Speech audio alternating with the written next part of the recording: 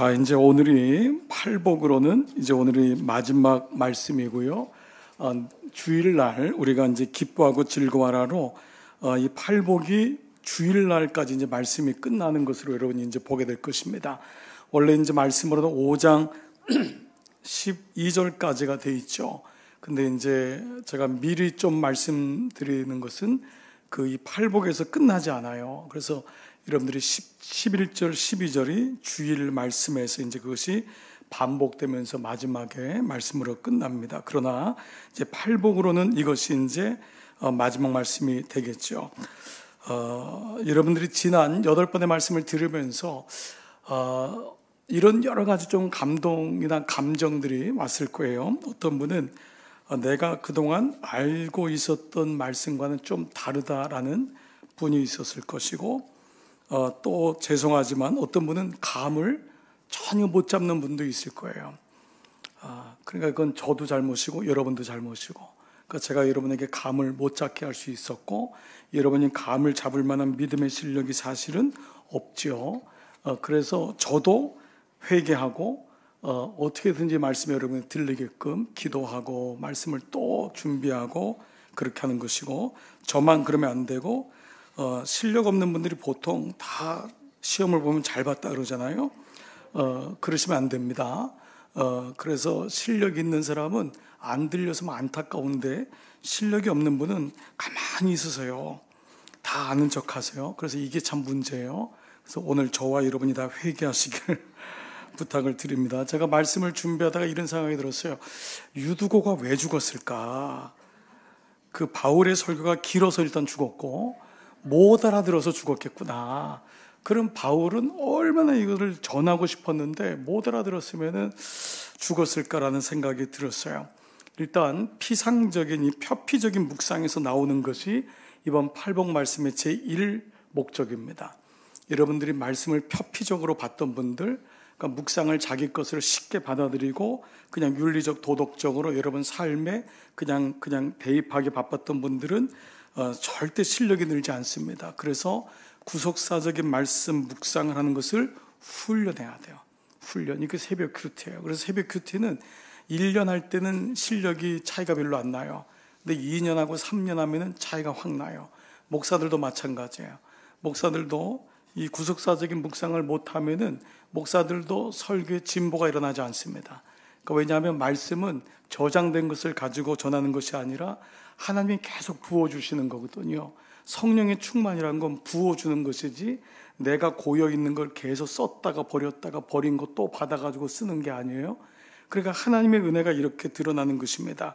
제가 좀 안타까운 게 있어요. 굉장히 힘들 때가 뭐냐 하면 하나님이 막 부어주시는데 그것을 다 기록하지 못하고 여러분에게 제대로 전하지 못하고 이 시간의 이 한계 때문에 너무 답답하다는 생각이 많이 들어요. 그리고 그 하나님의 은혜를 제가 우리의 언어로 바꾸는 게 굉장히 어렵구나. 그래서 여기에 대한 한계를 이번에 더 많이 느꼈습니다. 아무쪼록 산 위로 부르셔서 하신 말씀이기 때문에 모든 사람이 들을 수는 없어요. 이게 전제되는 게 팔복입니다. 그래서 산 위로 부르시는 제자가 되려는 사람에게만 말씀이 들립니다. 여러분들이 말씀이 안 들리는 이유는 여러 가지 아까 이유가 있다는데, 일단 제 책임이기도 하고 여러분이 무리일 가능성이 많습니다.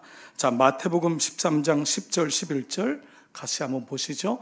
제자들이 예수께 나와 이르되 어찌하여 그들에게 비유로 말씀하시나이까? 대답하여 이르시되 천국의 비밀을 아는 것이 제자들이 너희에게는 허락됐지만 무리에게는 허락되지 않았어요. 그러니까 제자만 하나님 말씀이 들리는 거예요. 마태복음 13장 14절 15절 이사야의 예언이 그들에게 이루어졌는데 너희가 듣기는 들어도 깨닫지 못하고 보기는 보아도 알지 못하리라. 이 백성들의 마음이 완악하여져서 그 귀는 듣기에 둔하고 그 눈은 감았으니 이는 눈으로 보고 귀로 듣고 마음으로 깨달아 돌이켜 내게 고침을 받을까 두려워함이라. 반어법적인 강조예요. 그러니까 구원이 필터링 하겠다는 거예요. 쉽게 구원받아가지고 하나님의 뜻이 이거다라고 하지 않고 그들이 고침받을까 봐 두렵다. 그래서 하나님이 어떻게 하시냐면 너희가 듣기는 들어도 깨닫지 못하게 할 것이고 그리고 보기는 봐도 알지 못하게 할 것이다. 이 과정을 거친다는 거예요. 마태복음 13장 35절 이는 선자를 통하여 말씀하신 바 내가 입을 열어 비유로 말하고 다 같이요 창세로부터 감추인 것들을 드러내게 함을 이루려 하심이라. 창세로부터 감추인 것을 드러내는 것이 말씀이에요. 그러니까 이 말씀이 무엇인지를 우리가 명확히 알아야 돼요. 피상적인 표피적인 묵상은 쉬워요. 그러나 거기 길들여지면 그것을 기복적인 신앙이라고 하는 거예요. 그래서 하나님의 뜻이 무엇인지를 구하는 게 그리스도인이잖아요. 요한복음 5장 39절 너희가 성경에서 영생을 얻는 줄 생각하고 성경을 연구하거니와 이 성경이 곧 내게 대하여 증언하는 것이다. 이 성경은 예수님에 대해서 증언하는 거란 말이에요. 그러니까 성경에서는 예수님을 발견해야 되지 다른 것을 쉽게 발견하면 안 된다는 것을 계속적으로 하고 있는 거예요. 그래서 말씀 묵상이 이렇게 중요한 것이고, 묵상의 첫 번째가 여러분이 이해가 그동안 안 되셨었잖아요. 이제는 이해하시죠? 첫 번째 적용 질문이 뭐예요? 하나님은 어떤 분이신가? 예수님은 누구신가? 그것이 모든 말씀 묵상에 중요한 것이죠. 자, 우리는 그동안 성막의 말씀, 이 팔복의 말씀을 예수님의 몸이신 성막을 통해서도 분명하게 알 수 있었어요. 이게 그림을 그리면은 팔복의 말씀이 잊어지질 않아요. 우린 팔복의 말씀을 암송하려고 하니까. 그런데 원리적으로 이해를 하면은 팔복의 말씀이 예수님의 몸이신 성막을 통하여, 그래서 동쪽의 문이신 예수 그리스도를 통과하여, 성막이 예수님이거든요. 그 첫 번째가 뭐냐 하면 거기서 자기를 제물로 삼고 드려지는, 그래서 심령이 가난한 자가 되어서 영적인 파탄이 완전히 부서지는 것, 자기가 부인될 때만이 예배 시작이 되는 거예요. 자기가 부서지는 영적 파탄이, 그것이 바로 그 심령이 가난한 자가 되고, 두 번째는 가난하게 되니까 자기 죄가 보여서 물두멍 앞에서 울게 되는 거예요. 애통하게 되죠. 그 다음에 우리는 어디로 들어가죠? 성소로 들어가서, 성소 들어가지만 오른쪽에 있는 말씀의 떡상 앞에서 나는 말씀의 기준 없이는, 가치가 없이는 살 수가 없습니다를 고백하는 게 온유한 자다. 그 떡상 앞에 있는 바로 촛대 앞에서 성령의 조명을 받아 내 의가 폭로되고 하나님의 의에 줄이고 목마른 자가 되는 것, 이것이 촛대였고, 그러한 자가 분향전 앞에 설 때 주님, 나는 주님 앞에 궁휼히 여길 수밖에 없습니다. 나를 궁휼히 여겨주세요. 키리에 엘레이손, 궁휼히 여기는 자가 되어 하나님께 올려드리는 것이 기도고, 그 분향전을 통과하니까 뭐가 쳐져 있죠? 휘장이 쳐져 있는 거예요. 그 휘장 앞에서 우리는 마음이 깨끗함을 입은 자, 청결한 자, 마음이 정결함을 입은 자가 하나님을 볼 것이다. 그 휘장 앞에서 마음의 정결함을 흠없는 어린 양이 된 자가 하나님을 보는, 휘장이 예수 그리스도구나, 흠없는 어린 양이구나를 알게 되고, 그래서 그 휘장이 갈라지는 것을 가리켜서 그가 화평케 된 자다. 그가 하나님과 우리 사이의 원수 되었던 우리 사이를 담을 허시고, 그가 화평케 된 자고, 휘장은 곧 저의 육체니라. 휘장이 갈라지면 우리는 언약궤에 가서 세상에 불편하고 하나님의 의, 하나님의 오르심에 대해서 죽을 수 있는, 왜냐하면 우리는 언약을 가지고 있으니까. 언약을 가지고 있으니까. 그것이 바로 지성소 안에서 언약을 가진, 하나님 안에서도 죽고 그리고 세상에 대해서 죽을 수 있는, 그것이 바로 오늘 여덟 번째, 의를 위하여 박해를 받는 자입니다. 자, 땅 위에서의 복, 이 예수님이 어떤 분이신가, 또 예수 안에 있는 어떤 자의 모습인가가 이제 이 팔복의 말씀을 보면 앞에 전반절이, 이 전반부가 그 하나님의 예수 그리스도가 어떤 분이고 예수 안에 있는 자가 어떤 모습이고, 진정 땅에서, 이 땅에서 우리가 어떤 사람이 복 있는지가 나오는 것이 이제 이 유대인의 생각하고는 완전히 다른 거죠. 그 심령이 가난한 자, 애통하는 자, 온유한 자, 의에 줄이고 목마른 자, 그리고 뭐예요? 궁휼히 여기는 자, 그리고 마음이 깨끗한 자, 청결함을 받은 자, 의에 줄이고 목마른 자인데, 그 뒤에 말씀이 뭐냐면 완료형이에요. 그것은 뭐냐면 이 땅에서 그 예수를 따르는 자가 누리는 심령의 가난한 자가 천국이 저희 것이고, 그리고 애통하는 자가 위로를 받고, 온유한 자가 땅을 기업으로 받고, 궁휼히 여기는 자가 의에 줄이고 목마른 자가 배부르고, 그리고 궁휼히 여기는 자가 궁휼히 여김을 받고, 마음이 깨끗한 자가 하나님을 보게 되고, 그리고 오늘 의에 하나님의 의를 위하여 핍박받는 자가 천국이 저들의 것이다. 그래서 이 말씀이 전반절 말씀과 후반절 말씀은, 전반절은 이 땅에서 우리가 회복돼야 될, 변질된 것이 회복돼야 될 말씀이면은 후반부는 완료형으로 하나님 나라에 대한 모습을 보여주고 있어요. 이것이 바로 바실레이아죠. 그래서 오늘 이 팔복은 샌드위치 구조라고 했어요. 앞에가 심령이 가난한 자는 복이 있나니 천국이 저희 것이며, 그리고 오늘 마지막 8번째가 의를 위하여 핍박받는 자는 복이 있나니 천국이 저희 것이며, 즉 천국이 저희 것이며가 팔복의 목적인 거예요. 천국은 바실레아거든요. 그래서 오늘 이 말씀은 맨 마지막에 제가 천국이 저희 것이며를 여러분에게 좀 말씀을 드리도록 하겠습니다. 자, 8번째 말씀인, 자, 이것도 역시 원어로 마카리오스 호의 복되도다 의를 위하여 박해를 받는 자여. 그렇죠? 이건 선언이라 그랬어요. 감탄이라 그랬어요. 이건 조건절이 절대 아니에요. 그러니까 복되도다 의를 위하여 박해를 받는 자여 천국이 너희의 것이다. 자, 우리는 이미 이 말씀을 통해 제가 뭐 결론적인 말씀을 드려도 이제 여러분이 이상하지 않죠? 어떤 자가 복돼요? 이 팔복은 예수님을 드러내는 거죠. 그렇죠? 창세로부터 감추인 예수님을 드러내는 예수님 말씀 가운데 첫 번째 말씀이란 말이에요. 그러니까 의를 위하여 핍박을 받은 자가 누구세요? 예수님이잖아요. 그가 친히 고난을 지시고 의를 위하여 핍박을 받은 자잖아요. 내가 그냥 어느 예수 안 믿는 집에 시집 가가지고 그거 박해받는 거 그 말씀이 아니라고요. 내가 예수 안 믿는 보스 만나가지고 거기서 그냥 쫑쿠 받고 이런 차원의 그것이 아님을 우리는 알 수 있어요. 그러니까 의를 위하여 핍박을 받은 자가 예수 그리스도라는 것을 알게 되고 그가 천국의 주인 되셨음을 우리가 알게 되지요. 자, 우리는 여기서 먼저 의라는 말씀을 다시 한번 보게 되는데요.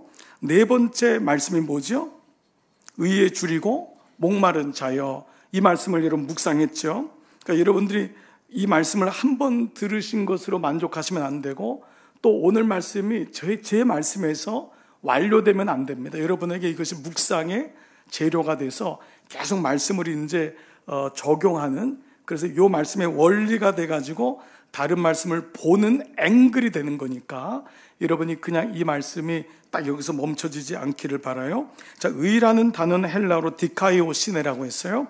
이 디카이오시네라는 단어는 하나님의 구원, 하나님의 오르심. 그렇죠? 그분이 의로운 거. 그러니까 하나님만이 의롭다. 하나님이 옳다가 의롭다. 그러니까 하나님이 아브라함을 의롭게 여기셨다는 건 뭐냐면 하나님이 그를 옳게 보신 거예요.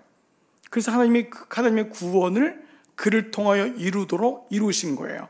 하나님의 의가 이룬 거죠. 자, 이것은 법정 용어라고 그랬죠. 의는요. 그래서 이 의는 불법이 있고 불의한 자에게 적용이 되는 거죠. 그리고 그것을 불의한 것에 대해서 하나님의 의가 증명되는 거예요. 그래서 우리가 불법이죠. 만물보다 거짓되고 심히 부패된 것이 우리의 모습이고 하나님도 예수님도 우리의 모든 생각에 나오는 것이 다 악한 것뿐이라.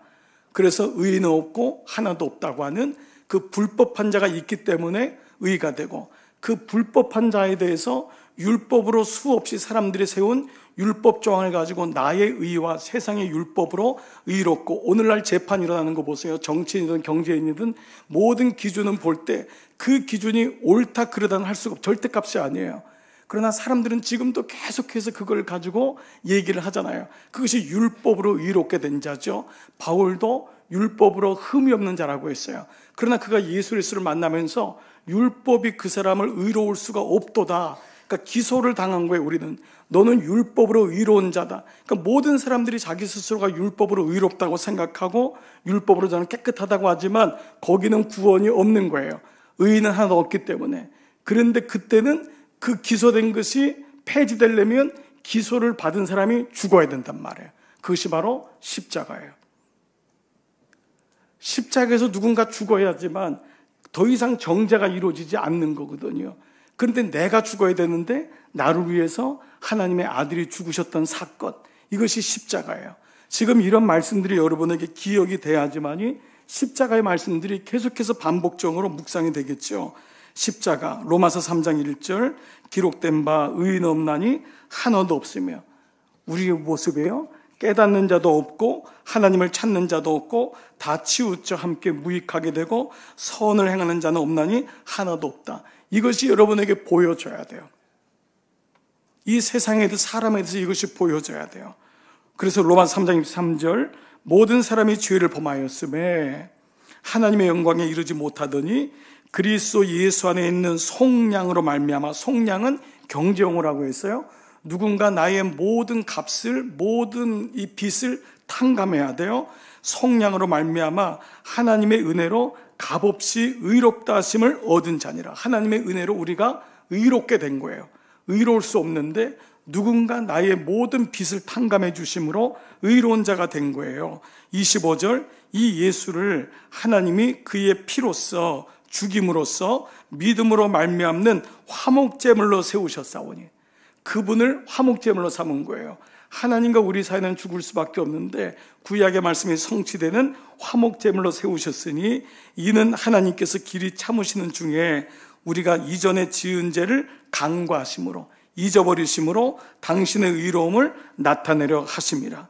즉 하나님이 예수 그리스도를 통하여 그의 죽으심, 십자가를 통하여 그의 오르심을 세상의 마귀에게 선포하신 거예요. 즉 누가 의를 위하여 박해받은 사람입니까? 바로 예수 그리스도신 거예요. 예수님 자신인 거예요. 이것을 제자들에게 말씀하고 있는 거예요. 그래서 복되도다 하나님의 오르심, 하나님의 구원을 위해 박해받은 자요, 하나님의 의를 위하여 박해받은 자요, 복되도다. 그리고 우리는 그 예수를 믿음으로 그리스도 안에서, 예수 안에서 그분이 십자가를 지심으로 우리는 그 안에서 똑같은 구원을 누리게 된 거죠. 그래서 예수님이 이것을 오늘 읽지 않았지만 주일날 읽게 될 11절에서 완전히 드러났어요. 뭐라고 하죠? 11절에 나로 말미암아. 그러니까 팔복이 점칭적인 거예요. 팔복의 말씀을 모르면은 심령이 가난해. 요즘 가난이란 단어 많이 쓰잖아요. 마음이 가난하게 돼가지고 호숫가에 가서 마음을 잘 정리하면은 그 사람이 복이 있구나, 천국이 보이는구나, 이런 말씀이 아니라 이 심령이 가난하고 애통하고 온유하고 의에 줄이고 궁유력이고 이 모든 사람이 누구냐면 바로 나로 말미암아, 나로 말미암아. 그래서 마지막 구체적으로 나로 말미암아 너희를 욕하고 박해하고 거짓으로 너희를 거슬려 모든 악한 말을 할 때에, 이것이 의를 위하여 오늘 박해받는 자는, 그것이 바로 11절에서 나로 말미암아, 이 말씀이 보여주고 있죠. 그래서 11절 12절을 읽지 않으면, 묵상하지 않으면 10절까지 말씀을 얼마든지 도덕적으로 우리는 바꿔버리는 거예요. 11절에서 결론적으로 나로 말미암아, 그리고 마지막이 뭐죠? 핍박받는 거예요. 이것이 팔복이에요. 팔복의 마지막 결론이 뭐냐면 나 때문에 욕을 받고, 나 때문에 박해받고, 나 때문에 모든 사람에게 이런 말을 들을 때 너희에게 복이 있다, 이 말씀이 팔복의 마지막 말씀입니다. 자, 실제로요, 예수님은, 성경은 예수님이 핍박받는 자임을, 박해받는 자임을 구속사적으로 계속 말씀하고 있어요. 그러니까 여러분, 구약은 뭐죠? 예수님이 앞으로 오실 예수님이 어떤 분인지를 말씀하고 있잖아요. 그러니까 구약을 아직도 혹시나 이스라엘의 역사를 왜 배워야 돼요? 구약에 나온 하나님은 미워요, 이런 표피적인 말씀 있잖아요. 이런 수준으로는 예수님이 어떤 분인지를 모르게 되죠. 그러니까 구약을 끊임없이 예수 그리스도를 드러내는 언약의 말씀인 것을 안다면은 구약의 말씀 속에 드러난 예수님의 오심은 그분이 핍박받는 자구나, 그분이 절대 영웅이 아니었구나, 그분이 히로우나 이스라엘 사람들이, 유대인들이 생각했던 그런 영웅적인 메시아가, 정복자가 아니었어요. 그러면 구약에서 가장 메시아적인 구속사적인 말씀을 가장 많이 할애한 말씀이 어딜까요? 바로 66장이라고 하는 엄청난 분량으로 이루어진 이사야입니다. 그 이사야가 가장 많이 이 말씀을 얘기를 한 거예요. 예수님이 오시는 분이 고난받는 종이다, 예수님이 핍박받는 자다. 그래서 여러분이 마태복음 11장 9절에 세례 요한에 대한 새벽 큐티에서 예수님이 요한이 선지자보다 더 나은 자이니라 해서 그 선지자는 이사야를 나타내는 거예요. 너희가 그렇게 추앙하고 너희가 존경한다고 하는 그 대선지자 이사야보다 세례요한이 더 나은 자다. 그런데 이 유대인들은 이 표피적으로만 이사야를 더 나은 선자 중에 선지자라고 여겼어요. 왜냐하면 이사야가 장차 오실 예수님이 고난받는 종이라고 하자 이사야를 톱으로 켜 죽였어요. 물론 성경에 나와 있지 않지만 이 죽음에 대해서는 모든 사람들이 동의를 해요. 이사야는 마지막에 완전히 톱으로 썰려 죽였어요. 듣기가 싫은 거예요. 왜냐하면 이사야는 히브리어로 구원이라는 뜻의 예샤, 그리고 여호라는 뜻의 야후, 예샤, 야후가 섞여서 아이제야. 이것이 영어로 아이제야가 오늘날 이사야로 쓴 겁니다. 어떤 분 중에 이분이 이씨가 성인 줄 아는 분이 있는데 아닙니다. 이분은 아이제야, 이분은 구원과 여호와의 복합으로 여호와는 구원이시다 이 말이에요. 굉장히 귀한 이름이에요. 이 사람의 아버지가 당시 아마스야 왕과 형제예요. 이 아마스야 왕이 우시야 왕과 형제이기 때문에 이사야는 우시야 왕의 사촌 동생이에요. 그러니까 왕족이에요. 그러니까 정말 편안한 삶을 살 수 있었던 사람이고 굉장히 지적이었던 사람이고 여러 가지로 보면은 조건이 좋은 사람이에요. 그런데 그가 소명받았을 때를 6장 1절에 우시야 왕을 등장시켜요. 우시야 왕이 죽던 해에 내가 본즉 주께서 높이 들린 보좌 앉으셨는데 하나님을 만났다고 하는 유대교적인 표현이에요. 우시야가 이때 우시야 죽었을 때 이사야가 소명을 받은 거예요. 그래서 신학교에 가게 된 거예요. 하나님 앞에 종이 되기로 서원한 거예요. 근데 여기 우시야 왕이 죽었던 해라는 게 굉장히 구속사적인 의미가 있어요. 우시야 왕은 히스기야과 더불어서 선왕 중에 한 명인데 무려 52년 동안을 이스라엘을 섬겼던 사람입니다. 너무너무 잘했어요. 너무너무 잘했는데 마지막이 안 좋았어요. 이게 마치 이스라엘의 역사 같은 거예요. 그래서 마지막에 자기가 제사까지도 지내겠다고 해가지고 무슨 제사장이 필요해? 그러면서 하나님 앞에 교만의 극치를 누르다가 나병으로 완전히 분리되어서 살다가 죽었어요. 그래서 실제로 우시야 왕에 대한 그림들이 많이 있는 게 나병으로 있는 그림들이 굉장히 많아요. 중세시대 때 우시야가 나병으로 완전히 얼굴이 무너진 모습들, 그 모습이 있어요. 근데 그 우시야 왕이 죽었다. 나병으로 죽었다는 건 뭐죠? 하나님의 사인으로, 하나님의 벌로 죽었다는 것이죠. 하나님이 심판했던 그때에 그렇게 자고하여 우시야는 자기의 행위로 구원을 얻고자 했던 대표적인 왕이었어요. 그랬는데 그 우시 왕 때 죽었을 때 이사야가 이 사람이 뭐라고 하는지 6장 5절 그때에 내가 말하되 화로다 나여 망하게 되었도다. 하나님의 부르심의 첫 번째 리스판스 고백이 뭐냐 하면 화로다 나여 망하게 되었도다. 자기의 절망이 선포된 거예요. 예수님 만나는 순간 너무 반가워가 아니라 주님 화로다 내가 망하게 되었도다. 이게 진짜 고백인 거예요. 우리가 예수님 만났을 때 나의 죄성이 드러나게 되는 거예요. 나는 정말 절망이구나. 나에게는 구원이 없구나. 그것이 우시야 왕이 죽었을 때예요. 우시야 왕은 행위로 구원을 얻고자 했던 사람이거든요. 아무리 업적이 크고 아무리 이스라엘을 부강하게 만들어도 마지막에 하나님 자리에 가서 하나님 주시는 구원을 받은 것이 아니라 자기 행위로 가서 예배를 드리고 제사를 집례했던 사람이에요. 행위적인 믿음의 대표가 우시야 왕이에요. 그때 그는 비로소 하나님 앞에 자기가 아무 자격이 없는 것을 깨닫습니다. 화로다 나여 망하게 되었도다. 나는 입술이 부정한 사람이요 나의 모든 말 생각하는 것이 악합니다. 그런데 그 다음 말씀이 나는 입술이 부정한 백성 중에 거주하면서 만군의 여호와이신 왕을 배웠습니다. 이 모든 백성들이 이같이 다 타락하고 하나님을 떠났다는 것을 얘기하고 있잖아요. 여러분 알듯이 이사야가 여기서 부름을 받죠. 이 말씀 여러분 아실 거예요. 이사야 6장 6절 그때에 그 스랍 중에 하나 천사 중에 하나가 부젓가락으로 제단에서 집은 바 뭐예요? 핀 숯을 손에 가지고 내게로 날라와서 그것을 내 입술에 대며 이르되 보라 이것이 내 입에 닿았으니 내가 구원받은 게 아니에요. 하나님의 그 거룩하심이 내 입에 닿았으니 내 악이 제하여졌고 내가 악을 제한 것이 아니에요. 내가 이렇게 살려고 막 혀를 깨물어가지고 악이 제한 것이 아니라 하나님의 은혜가 내 입에 닿아져서 내 악이 제하여졌고 내 죄가 사해졌느니라. 이것은 완전히 구속사적인 부르심과 구원에 대한 메시지를 이사야가 모든 백성의 입술이 부정한 가운데 나 같은 사람을 부르셔서 화로다 내가 망하게 되었도다. 그런데 하나님의 거룩이 내 입에 닿아서 내 입이 내 악이 제거되고 내 죄가 사해졌다. 근데 그 다음 구절에 이것이 바로 예수님이 마태복음 13장에서 말씀하신 여호와께서 이르시되 가서 이 백성에게 이르기를 너희가 듣기는 들어도 깨닫지 못할 것이요 보기는 보아도 알지 못하리라 하여 이 백성의 마음을 둔하게 하며 그들의 귀가 막히고 그들의 눈이 감기게 하라 염려하건대 그들의 눈으로 보고 귀로 듣고 마음으로 깨닫고 다시 돌아와 고침을 받을까 하노라 하시기로. 그렇기 때문에 여러분 예수님의 모든 사복음서에 나온 치유는 이 이사야 말씀이 성취되는 거예요.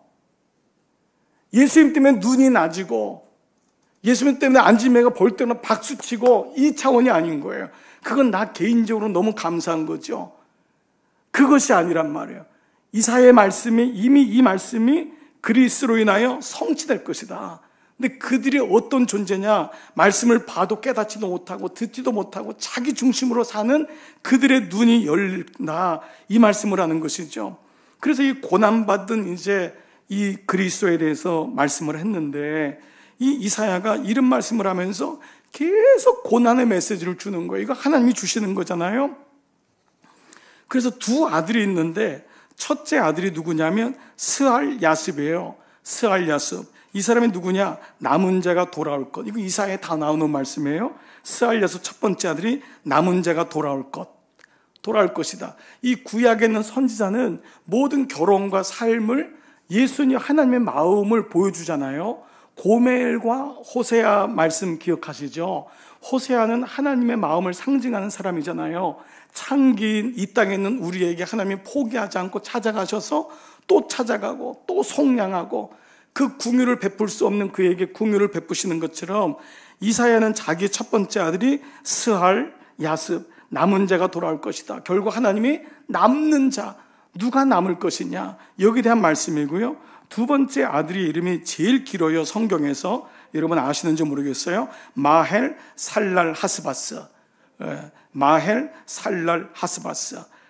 이거 잘못 얘기하면 방언 터져요. 이거 마헬 살랄 하스바스 막 반복해. 근데 이게 마헬 살랄 하스바스가 마헬이란 뜻이 빠르다 이 말이거든요. 살랄은 노략이에요. 노략하는 자 이런 뜻이거든요. 이게 뭐냐면 노략이 속히 옴, 심판이 속히 옴이라는 뜻이에요. 둘째 아들의 이름을 줬는데 심판이 온다. 여러분 이런 이름 지을 수 있어요?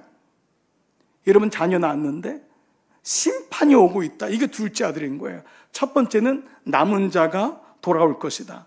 두 번째는 심판이 올 것이다.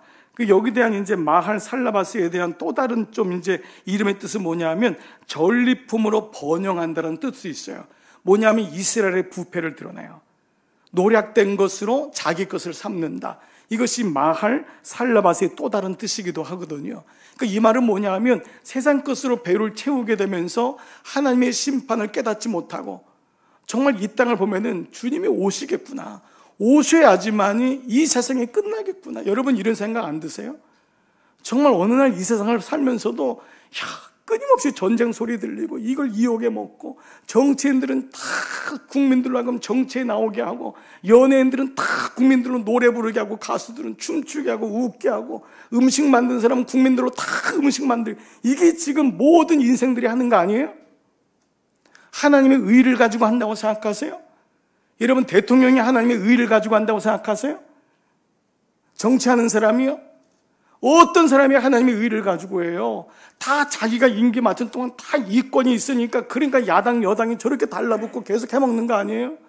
우리는 알면서도 시스템 속에서 있어야지만 나라가 어느 정도 굴러가니까, 그리고 이 법은 우리나라가 만든 민주법이 아니라고요. 이미 유럽과 미국에서 이미 어느 정도 검증된 거기 때문에 이 검증된 거 안에서는 타락해도 저 정도는 타락하지 않겠다. 이걸 알기 때문에 이 민주주의 법으로 이 정도의 사람 뽑는 거잖아요.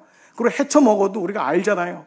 그리고 또다시 심판받고 또다시 법에 의해서 회복될 것을 아는 거잖아요. 그러니까 예수님이 이 땅에 오셨을 때 세례 요한이 저렇게 죽을 때 헤로디아의 그 자기 동생의 아내를 취할 때 요한은 그 불의 때문에 어떻게 저럴 수 있냐, 감옥에 갇혔을 때 왜 예수님이 침묵하는지에 대해서 요한은 답답했을 거예요. 왜냐하면 요한이 생각했던 예수님은 그런 정치적인 메시아, 이 땅에 오셨던 그런 마음이 왜 안 들겠어요? 망대가 무너져서 수백 명이 죽었을 때도 예수님이 한마디도 안 하고, 그 헤롯의 과부한 텍스가 부여질 때도, 세금이 부여질 때도 예수님은 얘기하지 않는 게 답답해 죽겠는 거예요. 그런데 여기 대해서 예수님이 침묵한 것이 아니라 그것보다 더 중요한 게 있다. 심판이 온다. 구원이 온다. 이것이 세상 사람들에게 바보 같은 메시지일지 모르지만은 이것이 성경이 계속해서 말씀하고 있는 거예요. 여러분에게 저도 이 땅에 일어나는 불의에 대해서, 태극기에 대해서 얘기도 하고 다 이렇게 합시다. 이 얘기할 수 있어요. 그 정도 얘기 못하겠어요. 경제책 읽으면은 얼마든지 얘기할 수 있어요. 그런데 그것이 중요한 것이 아니라, 그럼에도 불구하고 성경을 구속사적으로 봐야 되는 이유는 이것이 예수님이 우리에게 전해주는 메시지이기 때문에요. 그러니까 이 말씀에 집중하는 그래도 교회가 몇 교회는 있어야 되잖아요. 많은 사람들이 예수를 정치인으로도 얘기하고 혁명가로도 얘기하고 경제인으로도 얘기하지만은 이 말씀으로 보는 교회, 말씀으로 보는 성도도 있어야 되니까, 제가 다른 교회, 다른 목사에 대해서 얘기할 것이 아니라 그냥 여러분이 저를 담임 목사로 만났으니까 어쩔 수 없이 이 말씀을 듣고 아멘도 안 하고 별로 그렇게 가보잔 말이에요. 그래서 메시아에 대해서 이렇게 얘기했는 이 이사야의 주제가 뭐냐면 고난받는 종으로 오실 그리스도예요. 이게 이사야의 주제예요. 불의에 항거하는 그리스도가 아니에요. 그러면 이사야가 불의에 대해서 몰랐을까요? 왕족이었는데. 알았음에도 불구하고 근본적으로 악한 인간들에게 정말 소망이 되는 게 무엇인가? 그들이 와서 우리의 죄의 문제, 경제 문제가 아니에요. 전기값도 좀 싸져야 되고 물가도 떨어져야 되고 계란값도 떨어져야 되는데, 그거를 예수님이 모르시는 건 아니지만은 더 중요한 근본적인 문제가 있다는 거예요. 성도가 무엇에 정말 붙잡혀서 봐야 되는지, 그리고 이 흙 같은 존재가 짧고 짧은 인생을 살면서 이 문제가 해결이 안 되면 살면서 전기값은 떨어지고 계란값은 떨어지지만은 지옥에 간다는 거예요. 그리고 그리스도의 복음 안에서 개혁을 가지고 사는 그런 분들도 너무 귀하죠. 그런 분들의 개혁과 그런 분들의 땀과 흘림 때문에 이 땅은 이만큼 윤리와 이만큼 도덕이 유지가 되고 법이 유지가 되는 거 너무도 귀한 거예요. 그러나 그보다 근본적인 부분, 자, 고난받는 종으로 오실 예수 그리스도를 전했어요. 그리스도를. 그랬더니 어떻게 했죠? 유대인들이 톱으로 썰어 죽였어요. 왜냐하면 그리스도가 이렇게 오시면 안 되거든요. 그리스도는 빨리 경제 문제를 해결해야 되거든요. 군사 문제를 해결해서 바벨론을 쳐 부숴야 돼요. 정복자로 와야 돼요. 나귀로 오면 안 돼요. 말 타고 와야 돼요. 베들레헴에서 오면 안 돼요. 예루살렘에서 나와야 돼요. 짐승의 마구에서 오면 안 돼요. 왕궁의 이불 비단에서 나와야 돼요. 가난한 요셉이나 마리아가 오면 안 돼요. 존귀한 혈통과 육종으로 와야 되는 거예요. 이게 계속적인 마태복음의 배경입니다. 그런데요, 그의 이 이사야의 그리스도에 대한 말씀을 한번 볼게요. 그 중에 53장에서만 그냥 골라볼게요. 너무 많은데 53장에서만. 그리고 여러분이 이걸 들으시는데 이제 보시면은 또 하나의 말씀의 묵상의 초점은 뭐냐면, 이렇게 그리스도를 고난으로 견인하시고 끌고 가시는 장본인이 누구신지에 대해서 여러분이 보셔야 돼요. 자, 첫 번째, 제가 그냥 편하게 좀 더 다른 성경으로 찾았어요. 이사야 53장 3절. 그는 시작. 그는 사람들에게 멸시를 당하고 버림을 받았을 뿐 아니라 멸시를 당했으니 우리마저도 그를 무시해 버렸다. 그가 어떤 사람이요? 멸시를 받고 버림을 받는 사람이고, 우리도 그렇게 했어요. 이사야서 53장 4절 5절 시작. 그러나 사실 그가 짊어진 병은 우리의 병이었고 그가 짊어진 아픔은 우리의 아픔이었다. 그가 책망을 받아서 우리의 병이 나은 것이다. 그 그리스도가 병에 걸렸대요. 그가 짊어진 병이라서 너무 연약하고 너무 아주 보잘것없는 거예요. 그리고 이사야 53장 7절 시작. 그는 학대를 받고 괴롭힘을 당했지만 입을 열지 않았다. 내 백성의 죄악 때문이라고 중얼거리기라도 한 사람이 우리 세대 가운데 누가 있느냐. 그는 학대를 받고 괴롭힘 받았어요. 그는 메시아예요. 그리스도예요. 여러분 상상이 안 가잖아요. 그리고 53장 9절 시작. 폭행을 한 적도 없고 거짓말을 입에 담은 적도 없었지만 사람들은 그의 무덤을 악인과 함께 두었고 그가 죽은 후에 부자와 함께 묻어버렸다. 자, 이런 이제 메시아가 이런 것임을 계속 얘기하니까 견디지 못해서 이사야를 톱으로 썰어버려 죽였잖아요. 그런데 이제부터 보세요. 누가 이렇게 메시아를 견인하고 있는지. 자, 이사야 53장 6절. 우리는 모두 양처럼 길을 잃고 제각각 자기 길로 흩어져 가버렸지만 여호와께서는 우리 모두의 죄악을 그에게 지우시고 그를 공격하셨다. 누가요? 여호와께서 그를 그렇게 만드신 장본인이라는 거예요. 자, 이사야 53장 10절. 그러나 그가 병들어 으스러진 것은 여호와께서 원하신 일이었다. 시킨 정도가 아니에요. 원하신 것이었다. 내 종이 많은 사람들을 의롭게 할 것이다. 그는 많은 사람의 죄악을 스스로 짊어질 것이다. 요 이사야 53장 10절 말씀을 여러분 개역성경 전체로 한번 볼게요. 여호와께서 그에게 상함을 받게 하시기를 원하사 질고를 당하게 하셨은지 그의 영혼을 속건제물로 드리게. 속건제물이 offering of sin이에요. 죄를 위한 화목제물, 죄를 위한 제물로 드리게 이르면 뭐지요? 그 씨가 그 후손을 보게 되며 그의 날은 길 것이며 또 그의 손으로 여호와께서 기뻐하신 뜻을 성취하시리라. 이것이 여호와의 뜻이 성취되는 것이래요. 그리고 이것이 그의 후손을 보게 된대요. 정리해 볼게요. 의가 되신 예수님께서 고난받으시는 이 말씀이 십자가에서 성취되고 드러날 것을 이미 지금 이사야는 53장에서 말씀하고 있는 거예요. 이미 십자가의 이 메시아의 말씀이 이미 이사야에 말씀하고 있는 거예요. 자, 이 말씀이 드러나면서 그 씨를 보게 된다. 그가 그의 영혼을 죄를 위한 제물로 드리기에 이르면 그가 십자가에서 모든 인간의 죄를 위해 죽으면 그의 씨 후손을 보게 되는데 그의 날은 길 것이요 또 그의 후손으로 여호와께서 기뻐하시는 뜻 구원이 성취될 것이다 라는 거예요. 자, 그런데 이사야의 예언이 이 고난받는 예언, 이 고난받는 종으로 오신 이 예언 말이에요. 이 예언이 이 세 가지로 예언되는데 첫 번째 뭐냐면 인간으로 오셔서 받는 고난이에요. 첫 번째, 그는 인간으로 오셔서 그대로 받아요. 모든 일에 우리와 똑같이 고난을 받으신 이로되 죄는 없으시니라. 인간적으로 볼 때도 너무 초라하고 사람들에게도 짓밟히고 천대를 받는다는 거예요. 그러니까 이사야 유대인들이 생각했던 메시아는 완전 다르지요. 예수님이 이 땅에 오셔서 모든 멸신자들 태어나면서부터 받으셨어요. 그가 정상적인 가정에서 태어나지 않았어요.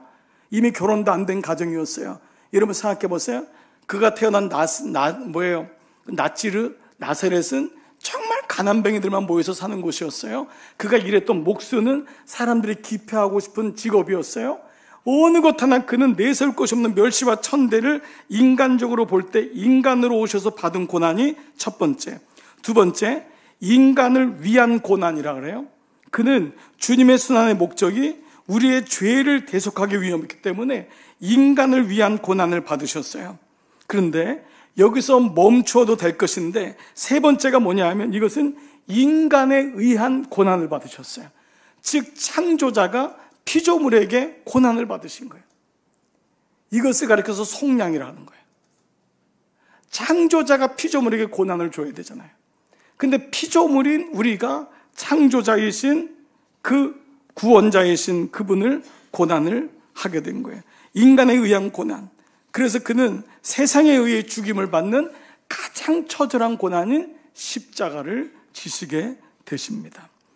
자, 그리고 그의 고난이 속건제물, offering of sin, 죄를 위한 제사로 화목제로 드려지게 되면 그의 후손을 보게 될 것인데 그 후손이 바로 뭐였죠? 그 십자가를 믿는 우리거든요. 그래서 우리를 통하여 하나님의 구원의 성취가 이루어질 것이다. 이 말씀이 이사야의 아주 중요한 말씀이에요. 근데 사실 슬프게도 오늘날 개신교에서 가장 많이 읽히지 않는 성경을, 설교되지 않는 성경의 성경책을 냈는데 그 중에 하나도 이사야입니다. 왜냐하면 이사야는 어렵거든요. 어렵다기보다도 오늘날 같이 기복적인 믿음에서 이사야는 너무도 슬픈 거예요. 예수님은 아무 힘도 없고 그것도 인간에 의해서 고난을 받는 그 예수님, 그러니까 그 예수님을 보여주는 그 죄를 위한 구속의 사건을 보지 못하기 때문에 구속사적으로 말씀을 안 보면은 이 이사야는 들춰낼 일이 없는 거예요. 자, 아까 말씀으로 다시 한번 가보세요. 여러분 지금까지 잘 오셨으니까 조금만 더 가볼게요. 이 핍박은 지금 누가 주고 있는 거죠?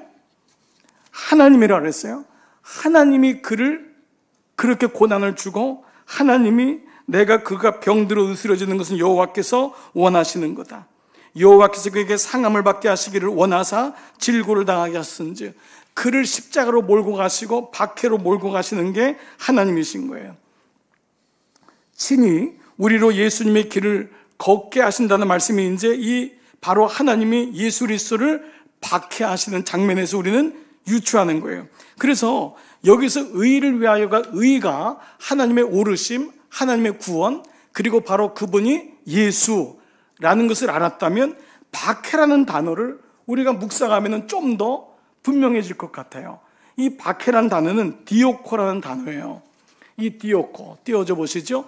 디오코라는 단어인데 이 디오코는 그 말대로 이 고난당하다, 침략당하다 이런 단어죠. 박해받다, 핍박받다 단어입니다. 그런데 이 디오코는 그 뜻만 있는 게 아니에요.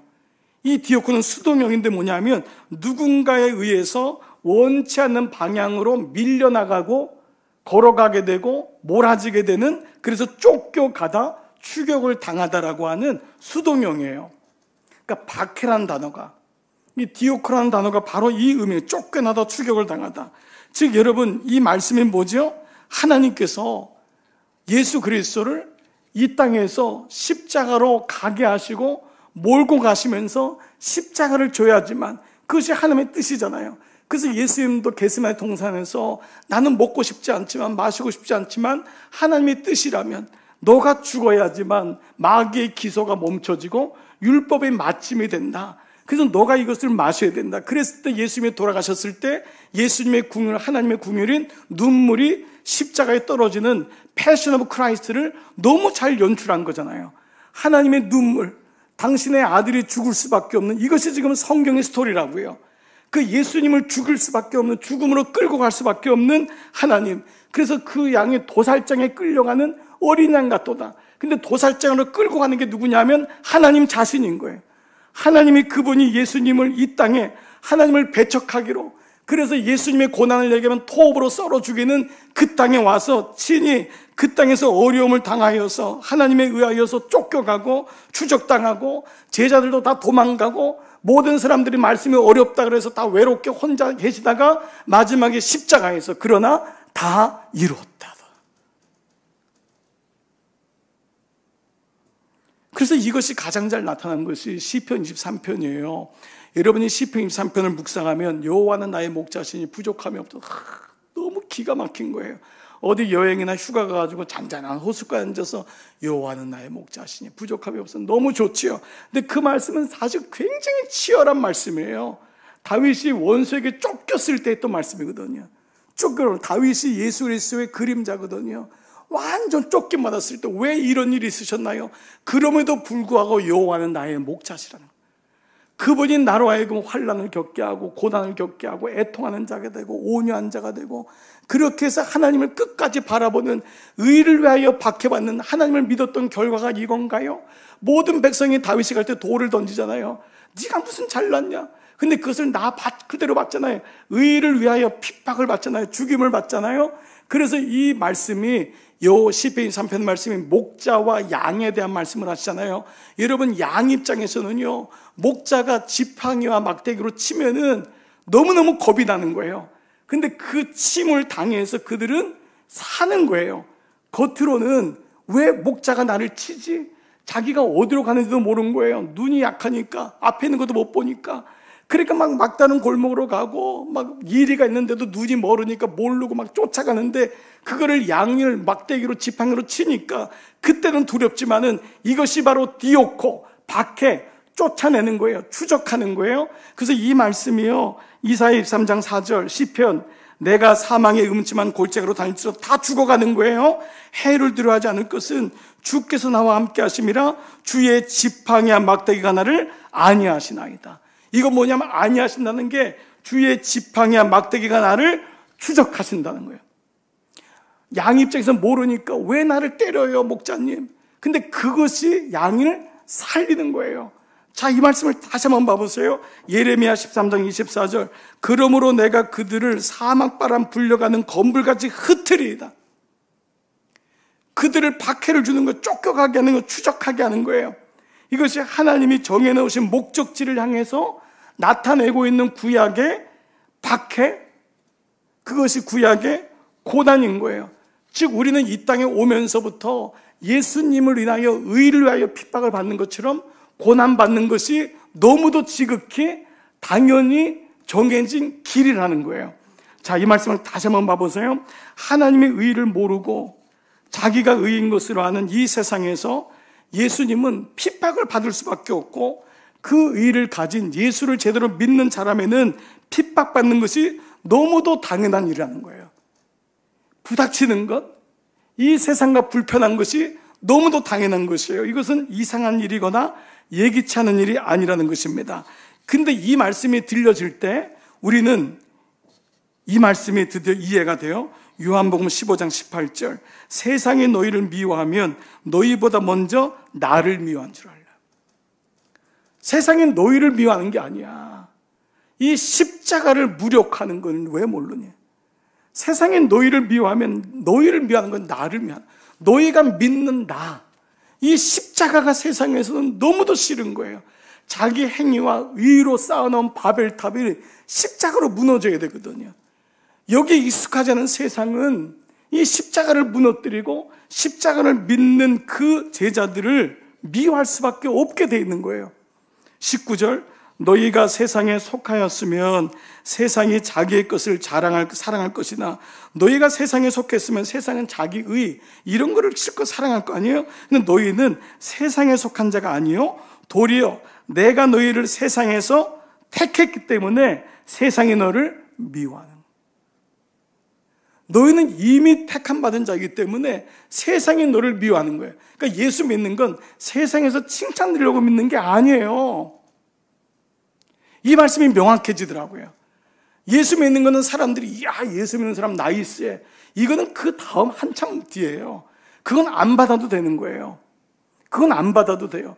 예수 믿는다는 것은 바로 예수님이 너희를 택했기 때문에 세상은 미워하게 돼 있어. 그리고 세상에 칭찬하는 것도 그거는 겁바른 칭찬이에요.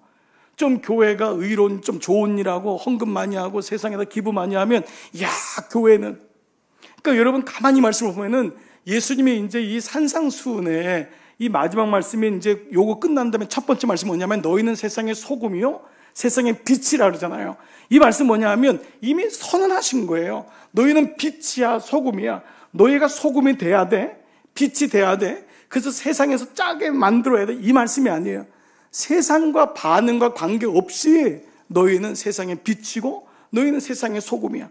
너희가 들어서 세상을 밝히라는 게 아니에요. 너는 이미 세상의 소금이고 세상의 빛이라는 거예요. 이 말씀이 이제 들리기 시작하는 거예요. 20절 말씀 요한복음 15장 내가 너희에게 종이 주인보다 더 크지 못하다 한 말을 기억하라. 사람들이 나를 박해하였은즉 너희도 박해할 것이라. 종이 주인보다, 주인 때문에 종이 사는 거잖아요. 종이. 그러니까 너의 주인은 난데 사람들이 나를 박했기 때문에, 나를 십자가에 못 박았기 때문에 너희도 십자가에 못 박을 것이다. 이것을 사도 요한이 계속해서 어떻게 말씀하냐? 요한일서 3장 1절 보라 아버지께서 어떠한 사랑을 우리에게 베푸사 하나님의 자녀라 일컬음을 받게 하셨는가. 그 십자가의 사랑을 얘기하는 거잖아요. 우리가 그러하도다. 그러므로 세상이 우리를 알지 못하면, 행위로 구원받는 세상, 자기 의로 구원받는 그 세상이 우리를 알지 못하면 예수님을 알지 못하는 거예요. 하나님을 알지 못하기 때문에. 그래서 요한일서 3장 12절 계속 이어지는 게 가인같이 하지 말라. 그는 악한 자에게 속하여 그 아우를 죽였으되 어떤 이유로 죽였느냐? 자기의 행위는 악하고 그의 아우의 행위는 의로움이라. 형제들아, 세상이 너희를 미워하여도 이상히 여기지 말라. 개역성경 여러분이 잘 알죠? 기이 여기지 말라. 세상은 가인의 후손인 거예요. 그 가인은 아벨을 쳐 죽이는 것이 그의 일이고 아벨은 핍박받는 것이 그의 일이었던 거예요. 이것이 성경 처음 나온 구속사적으로 말씀을 푸는 거예요. 그래서 가인의 후손이 된 그 세상을 하나님이 멈추고 셋을 통하여 다시 셋업하시잖아요. 그것이 셋으로부터 나온 것이 바로 에노스, 여호와 이름을 그때 부르고 그때 나왔던 사람이 바로 노아로 멈춰지는 거예요. 자, 이 말씀을 볼 때에 여기 이상 여기지 말라. 아벨은 가인에 의해서 죽임을 당하는 거예요. 우린 지난 말씀에 화평케 하는 자, 그것이 어떤 자인지, 그것이 십자가고 예수님의 죽음이라는 것, 그건 누구 사이에 가가지고 뭐 사이좋게 놀라 이것이 아니라는 것, 그리고 고린도전서에 화평케 하는 직책을 주었다는 것은 뭐죠? 죽는, 십자가를 지는 것이 화평하게 하는 것이다. 즉 이것이 이제 우리의 말씀 속에서 연결이 되는 거예요. 자, 그런데 세상이 너희를 미워하는 것을 이상히 여기지 말라, 기이 여기지 말라. 이 말씀은 뭐냐면 강조법이에요. 기이 여기지 말라는 것은 must 이상이에요. 이건 해야 된다. 이거는 당연하다. 너무 지극히 당연한 강조법이에요. 근데 이것이 기이 여기지 말라가 not, 다우마조. 다우마조는 놀랍다, 기이 여기다라는 거거든요. 성경에 기이 여기지 말라는 말씀이 5번 나와요. 근데 이 5번이 다 구원에 대한 말씀이에요. 무엇을 기이 여기지 말아야 되나? 무엇을 놀라지 말아야 되나? 첫 번째 오늘 말씀이 뭐냐면 박해받는 것을 기이 여기지 말라는 거예요. 이것이 복이라는 거예요. 복이라는 것은 선언이라 그랬죠. 축복이라 그랬죠. 감탄이라 그랬죠. 뭐를 해서 박해를 받는 것이 아니라 너희는 박해받는 존재야. 왜냐하면 예수님이 박해받음으로, 그분이 박해를 받으신 분이잖아요. 그러므로 그 예수를 믿는 너희도 이러한 존재야. 이걸 기이 여기지 말라는데 구원과 다 연결되어 있는데 첫 번째가 뭐냐면 거듭나는 것에 대해서 기이 여기지 말라는 단어를 써요. 요한복음 3장 5절 6절 시작. 육으로 난 것은 육이요 영으로 난 것은 영이니 내가 내게 거듭나야 하겠다 하는 말을 기이 여기지 말라. 매 다우마조. 매는 not, 다우마조는 놀라지 말라, 기이 여기지 말라, 이상하게 여기지 말라는 거예요. 자, 이것이 뭐죠? 뭐를 기이 여기지 말라? 거듭나는 거. 이것이 너무도 당연한 거예요. 제자는 뭐냐 하면 거듭나야 돼. born again 돼야 돼요. 예수의 피로 born again 돼야지 세상을 보는 눈이 명확해지고 말씀 보는 눈이 명확해진 거예요. 거듭나지 않은 그리스도인 때문에 교회는 강도의 구렬이 되는 거예요. 목사가 눈이 거듭나지 않으면 말씀을 볼 수가 없듯이 여러분 마찬가지인 거예요. 거듭나지 않으면 분명히 해결될 게 뭐냐 하면 오늘 니고데모에게 네가 아무리 배웠어도 부자였어도 거듭나지 않는 것을 기이 여기지 말라. 예, 내가 내게 거듭나야겠다는 말을 기이 여기지 말라. 이게 너무도 당연하다. 그러니까 오늘도 우리는 물어보는 거예요. 내 자녀가 교회 나가는 아이인지 거듭난 아이인지. 이게 부모의 근심이 되는 거예요. 교회 나가는 것 때문에 안 나가는 것 때문이 아니라 1차적으로 나가야 되겠죠. 그러나 나가지 않은 상태에서 50년을 죽을 때까지 거듭나지 않은 분이 너무도 많은 거예요. 정말 수많은 장례식을 가면서 이번 주에도 우리 교회에 3번의 장례식이 있었잖아요. 그때마다 목사의 마음엔 정말 그분이 거듭났을까? 천국 갔을까? 그 마음이 오는 거예요. 장례식 집 가면은 뭐 그런 얘기를 할 수가 있겠어요. 위로하기 바쁘지만 결국 하나님 관계에서밖에 없잖아요. 이번에도 말씀드린 게 뭐냐면 돌아가신 분은 이미 그의 영혼은 하늘나라 갔거나 지옥 갔거나 둘 중에 하나예요. 그런데 이 장례식은 누구를 위해 있는 거냐면 여러분입니다. 유족들. 여러분을 위해서 이 장례식이 필요한 거지 돌아가신 분을 위해서 하는 게 아니에요. 그렇잖아요. 장례식에 며칠 동안 애통하는 자가 되어서 왜 나는 부모의 그 믿음을 못 가졌는지 자식은 깨달아야 될 거 아니에요. 나를 위해서 애통한 부모가 없을 때 나는 구원을 어떻게 받지? 여기서 애통하고 그 부모님이 예수님 안 믿었으면 그걸 보면서 반면교사를 삼고 애통하는 그것이 되는 것처럼 거듭나는 건 뭐냐면 천국과 지옥에 대한 분명한 기준이 생긴 거예요. 니고데모에게 이 말씀을 주신 거잖아요. 육으로 난 건 육이고 영으로 난 건 영이다. 육은 육이야. 영은 영이야. 완전 다르다. 두 번째, 무엇을 기억이지 말라? 반드시 기억해야 된다. 요한복음 5장 27절 28절 보세요. 다 같이 시작. 또 인자됨으로 말미암아 심판하는 권한을 주셨느니라. 이를 기이 여기지 말라. 무덤 속에 있는 자가 다 그의 음성을 들을 때가 오나니. 자, 첫 번째가 거듭나야 하는 것을 당연히, 이건 분명히 가야 돼요. 두 번째가 뭐냐면 예수님이 하신 말씀이 심판에 대한 말씀이에요. 심판에 대한 말씀. 예수님에게 심판의 권한을 주신 거예요. 뭐죠?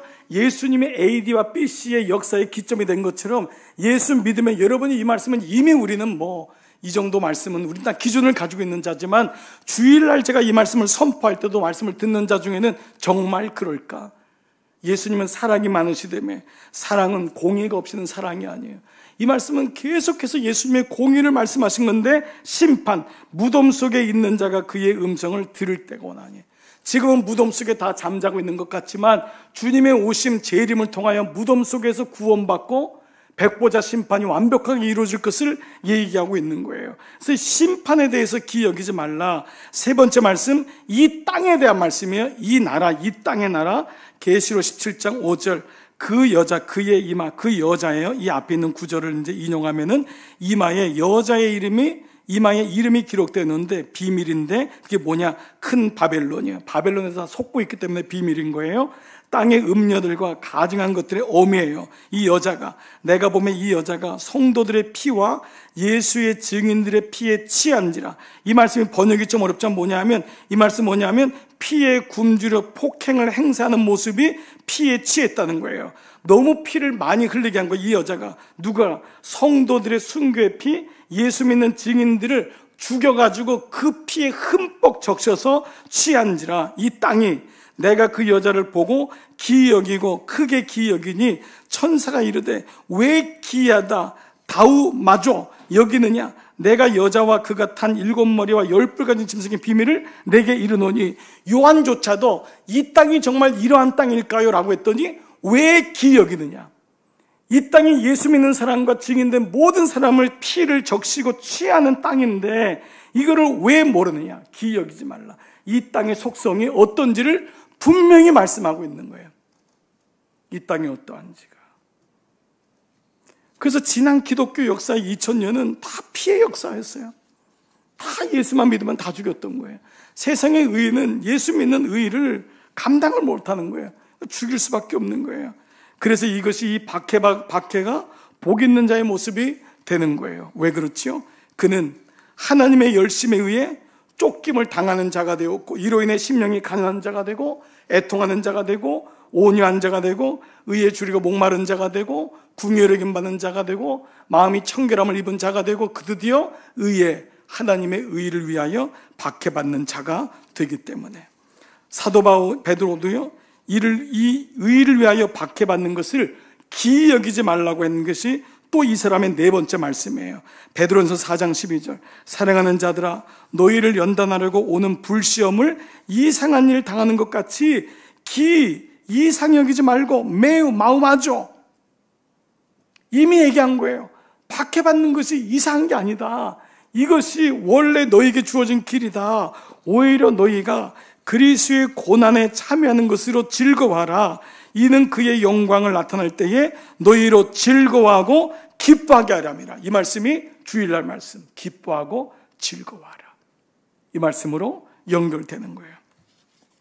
오히려 너희가 그리스도의 고난에 참여하는 것으로 기뻐하고 즐거워하라. 14절 이후 보시면 너희가 그리스도의 이름으로 치욕을 당하면 복 있는 자로다. 이것이 마카이로스. 너희가 그리스도의 이름으로 치욕을 당하면 영광의 영 곧 하나님의 영이 너희 위에 계심이라. 만일 그리스도인으로 고난을 받으면 부끄러워하지 말고 도리어 그 이름으로 하나님께 영광을 돌리라.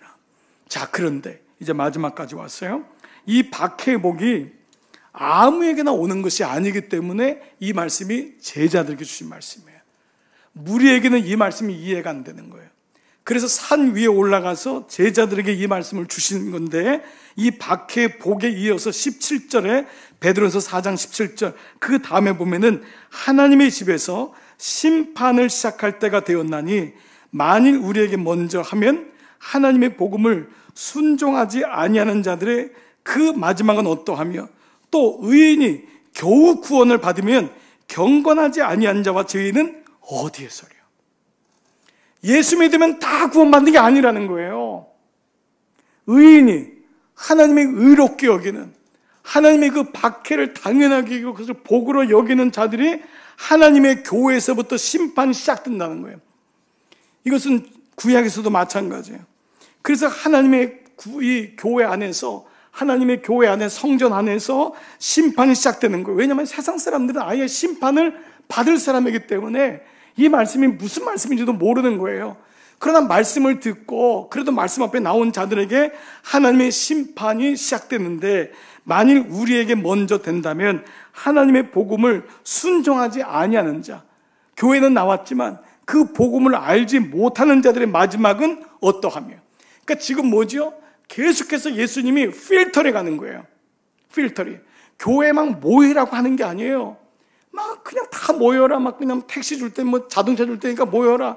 이게 아니에요. 이 안에서 말씀으로 필터링 하는 게 목사의 책임인 거예요. 여기서 구원을 받을 수 있는 사람들이 계속 챙겨나가서 마지막 남은 그리스도의 고난의 잔을 채우도록. 그것은 그리스도의 고난이 완벽하지 않은 것이 아니라 그것이 하나님께서 우리에게 주어진 길이기 때문에 어떠한 모양으로든지. 그러면 그것은 여러분 가난만을 의미할까요? 병만을 의미할까요? 사도 바울의 고백성에 뭐라 해서 오라 나는 공간제로다. 누가 이 사망의 질고에서 나를 건져낼까? 그의 영적인 그의 박해가 그의 내면에서 계속 일어나고 있잖아요. 그의 내면에서 영적인 전쟁을 통한 그런 가난한 사람이라도 가난하게 만족하고 나는 예수님 없어도 돼. 그 사람도 가난할 수 있잖아요. 근데 부자인들도 아리마다 요셉처럼 하나님의 의에 대해서 계속 그 마음에 고민이 생기고 말씀으로 살고 싶어하고 그 외로운 예수님 때문에 그 마음이 오고, 이런 모든 사람들, 그 사람들에 의해서 이것이 필터링 되는 건데, 그 마지막 절 보시면은 또 의인이 겨우 구원을 받으면 경건하지 아니한 자와 죄인은 어디에 서겠느냐라는 거예요. 자, 적용해 볼게요. 성도가 세상에서 미움을 받게 되는 이유는, 우리가 기본적으로는 우리가 말씀이 우리 안에 들어온 제자가 되면은 이 세상에서 살지만은 세상이 나의 길이 아니라는 것을 알게 돼요. 여기서 직장도 다녀야 되고 사업도 해야 되고 물질도 벌어야 되지만 이것이 전부가 아니라는 것을 알게 돼요. 그래서 하나님이 은퇴라는 시간을 주신 이유도 그거예요. 그것은 우리가 여기서 살면서 물질적인 도움도 받아야 되고 세상에 나가서 살아야 되지만은 근본적으로 이것이 예수 믿는 길과 다르다는 것을 알게 되는 거예요. 이걸 분명히 깨달아야 돼요. 그래서 여러분, 교회에서는 어떤 직업이 칭찬받고 어떤 부자가 돈이 많게 칭찬받는 게 아니라니까요. 그러니까 어떤 직업을 가지고 오면 그 사람은 이 사람이 왔네, 이게 아니라는 거예요. 어떠한 학식을 가진 사람이, 어떤 외모를 가진 사람이 연예인 한 분 오면은 교회가 막 그냥 환영하고 박수치고, 그게 아니라니까요. 왜냐하면 구원을 받을 수 있는 가능성이 점점 없는 사람이 교회에 왔기 때문에.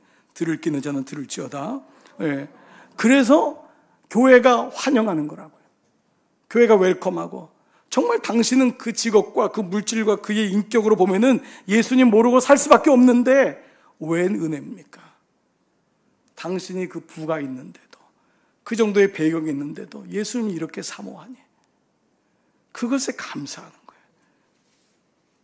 돈과 쾌락만을 쫓아서 돈과 가족이 중간사이의 변질세가 되어서 하나님 잃어버리고 기댈 수 있는 가족, 돈, 이것에 인생을 올인하고 이 세상에서 그렇게 살아가는 이 모습이 이게 아니구나, 불편해지는 것을 느끼게 된 거예요.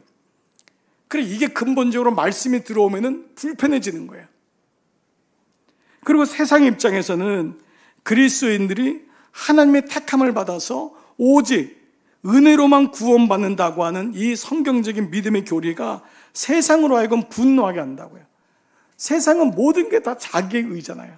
자기가 만들고 바벨탑이거든요. 근데 은혜로 구원받았다고 하는 이 기독교의 원리, 그리고 자기의 죽음을 선포해버리는 이 십자가의 죽음, 이것이 세상으로 하여금 분을 갖게 하는 것이죠. 자, 오늘 마지막 말씀이 그런 자에게 의의를 위하여 핍박을 받는 자는 천국이 그들의 것이다. 자, 이 말씀의 정확한 번역은 뭐냐면 호티 아우톤 에스틴 해 바실레이아. 이게 바실레이아가 이다, 에스틴이 이즈거든요. 지금 뭐냐면 그들이 너희가 천국이다라는 말이에요. 너희가 천국이다. 천국이 그들의 것이다라는 건 뭐냐? 천국을 소유했다는 거잖아요. 그들이 천국이다. 너희 안에 천국이 이루어졌다라는 거예요. 즉 이 천국은 뭐냐 하면은 하나님의 다스리심이거든요. 그러니까 우리가 죽어서 천국 간다는 말을 하지만은 예수님이 말씀하신 바실레이아에 의하면 이건 틀린 말이에요. 우린 죽어서 천국 가는 것이 아니라 천국은 거듭나는 순간부터 우리 안에 시작되는 거예요. 천국은 죽어서 가는 것이 아니에요. 물론 죽었을 때, 눈 떴을 때 그 영원한 천국은 너무 감사하겠지만은 우리는 예수를 만나면서부터 천국이 이루어지는 게 바실레이아. 이것이 바로 바실레이아 톤 우라논, 킹덤 오브 헤븐이에요. 하늘의 천국이 이 땅에 임한 거예요. 그래서 그 박해를 받는 자는, 왜 박해가 복이고 그 길이 정해진 길이고 이 길을 통하여서 우리는 세상에 줄 수 없는 하나님 나라의 천국이 되는 거예요. 예수님을 주로 모시면서 창세전에 택하시고 우리에게 마침내 주님의 구원이 웬 은혜인지 임하게 되고, 그 구원의 삶을 살면서 그 구원의 삶을 근본적으로 배척하는 세상에서 박해를 받다가 영원한 나라의 본향으로 부름받아 거기서 수다한 증인들에 의하여서 수고했다, 정말 축한다라고 하는 그 웰컴 홈, 그 하나님 나라에 입성하게 되는 그 모습. 그래서 이것이 가장 잘 나온 게 찬송가 438장. 여러분들이 이 찬송을 많이 불렀고 의미도 아시겠지만, 내 영혼이 은총 입어, 은총을 입은 거예요. 내가 스스로 주님을 찾은 게 아니에요.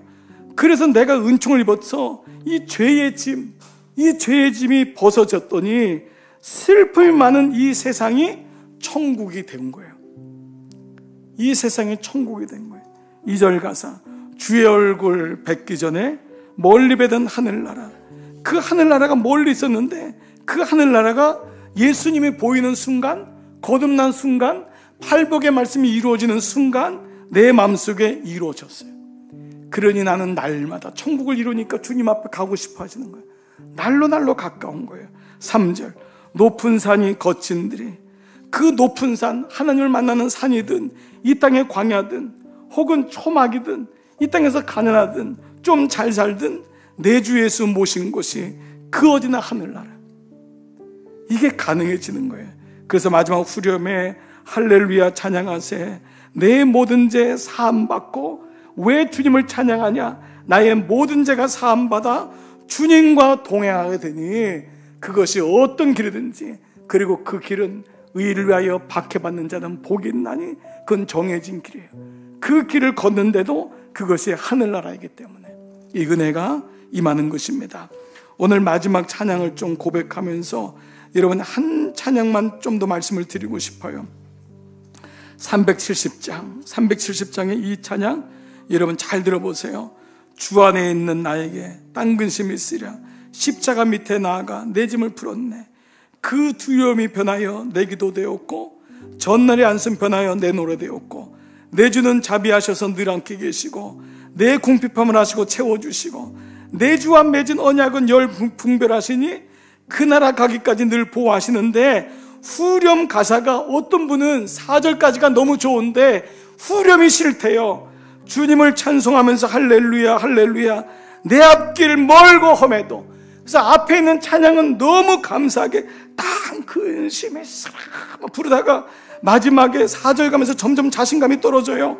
내 앞길 멀까 주여 험해도 아버지. 그러다가 주님을 따라가는 거예요. 근데 이 4절의 후렴이 진짜 이게 맞는 거예요. 내 앞길 험하고 멀어, 내 앞길 멀고 험해도. 이게 마지막 팔복인 이 말씀이에요. 나를 위하여 핍박받는 자는 복이 있나니. 내 앞길 멀고 험해도. 예수 믿는 게 어려운 거예요. 예수 끝까지 부인하지 않고 그 부 속에서, 세상의 요란함 속에서 하나님을 위하여 친히 그리스도의 남은 고난을 채우는 그 마음을 가지고 있는 게 너무 복된 거예요.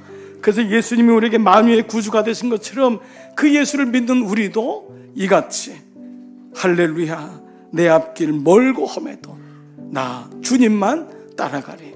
이 말씀이 여러분 안에 팔복의 말씀이 새겨지는 줄 믿습니다. 오늘도 여러분 이 말씀이 여러분 들렸으니 씨는 뿌려졌고 한 번, 두 번 자꾸 뿌려지다 보면은 그 말씀이 들려지기 시작하고 여러분 주일날에 그래서 이제는 이 말씀이 어떻게 되죠? 기뻐하고 즐거워하라.